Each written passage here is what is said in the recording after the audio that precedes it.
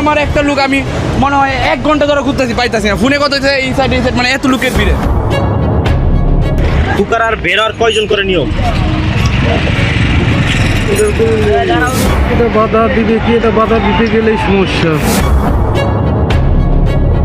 দেশের প্রধান আন্তর্জাতিক প্রবেশদ্বার হযরত শাহজালাল আন্তর্জাতিক বিমানবন্দর। কিন্তু এই বিমানবন্দরের ভেতরের বর্তমান চিত্র দেখে অনেকেরই প্রশ্ন, এটা কি সত্যি আন্তর্জাতিক মানের কোনো বিমানবন্দর, নাকি রাজধানীর গাবতলী কিংবা সায়দাবাদ বাস টার্মিনাল? আগমন আর বহির্গমন যাত্রী একসঙ্গে মিশে মিশে একাকার ভিড়ের মধ্যে।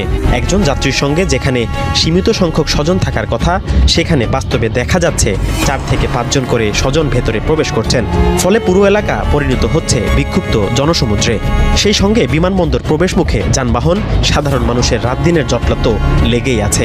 আমি আসছি, আমার ছোট বোন আসছে, আমার তালু আসছে, আর আমার এক বিয়ান আসছে। মোট আমরা 4 জন আসছি আমাদের শরীয়তপুর থেকে, আর আমাদের ঢাকার বাসা থেকে আমাদের কাজিন আসছে 4 জন। মোট আমরা 8 জন আসছি। জিজ্ঞাসা করছিল যে আপনার কতজন লোক আসছেন, বলছিলাম যে 4 জন, পরে ছেড়ে দিছে। এখানে বোন জামাই 2 জন আর 2টা বাইক না, আমি সহ 4 জন। বিমানবন্দরের গোলচত্বর থেকে শুরু করে টার্মিনাল পর্যন্ত প্রতিটি জায়গাতেই ধুলা, ময়লা আর অব্যবস্থাপনার চিহ্ন দেখা গেছে।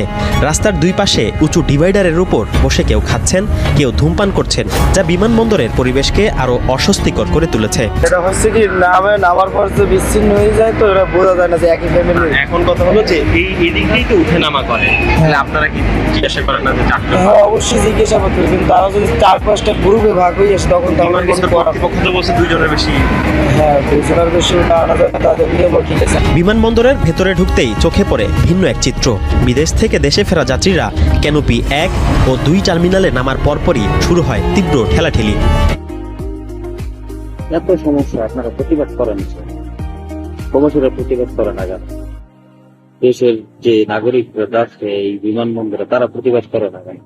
প্রতিবাদ না করলে কি সরকার এই অব্যবস্থাপনা ঠিক করবে না?